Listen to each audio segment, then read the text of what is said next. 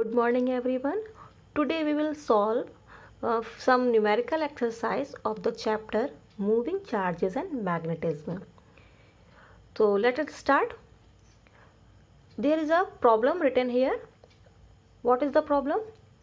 A solenoid of length 0.4 meter and having 500 turns of wire carries a current of 3 ampere.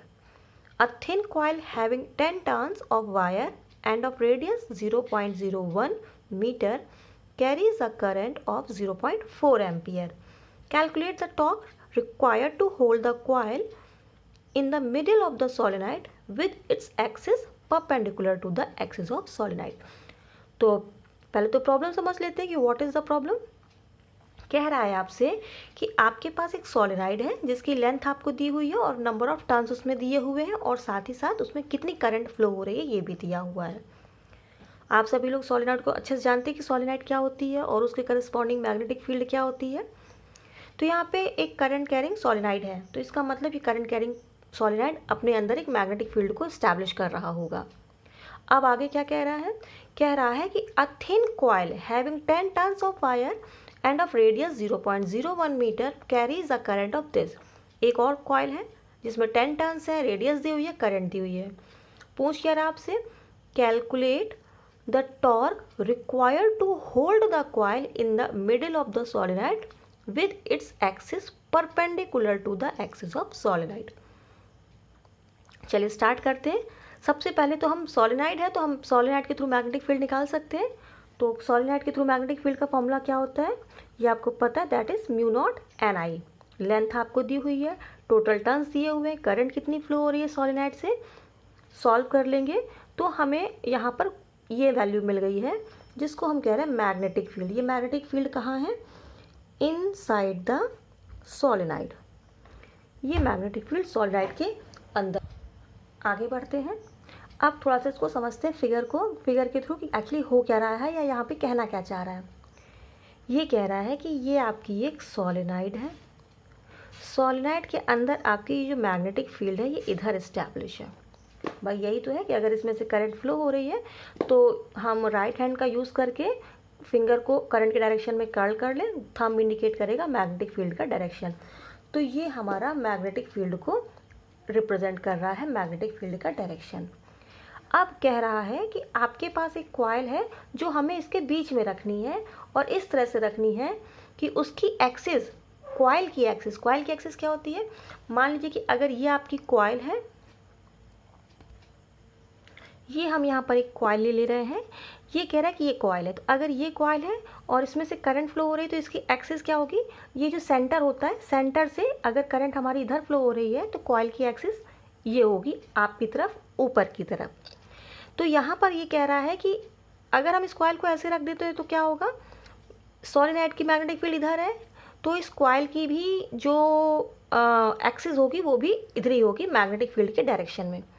लेकिन आपसे कह रहा है कि आपको कॉइल को कैसे होल्ड कराना है, such that the coil is in the middle of the solenoid with its axis perpendicular to the axis of solenoid. Solenoid की एक्सिस ये है तो इसकी एक्सिस हम ऐसे रखें यानी कि perpendicular to the solenoid axis. तो इसका मतलब क्या हुआ कि भाई हमें पता है कि किसी भी मैग्नेटिक फील्ड में अगर कोई करंट कैरिंग कॉइल रखी होती है तो उसकी टेंडेंसी क्या होती है? उसकी टेंडेंसी होती है कि इसको अपने डायरेक्शन में अलाइन करने की. तो मान लीजिए कि आपका कॉइल ऐसे रखा हुआ है शुरुआत में. तो जब शुरू में ऐसे रखा हुआ है तो कॉइल की एक्सिस और मैग्नेटिक फील्ड की एक्सिस दोनों सेम हो गई. इस समय कोई टॉर्क नहीं लग रहा है, दोनों ही एक दूसरे के एंगल ज़ीरो बना रही हैं और उस समय आपका टॉर्क ज़ीरो है, कोई रोटेशन नहीं होगा. लेकिन ये कह रहा है कि आपको इसको ऐसे नहीं रखना है, इस तरह से रखना है कि इसकी एक्सिस परपेंडिकुलर हो जाए. तो कॉइल की एक्सिस इधर हो गई और मैग्नेटिक फील्ड की एक्सिस इधर हो गई. एंगल कितना हो गया?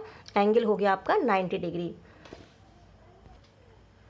तो आप टॉर्क का फॉर्मूला जानते हैं. टॉर्क इज इक्वल टू क्या होता है? NIAB sine theta. NIAB sine theta.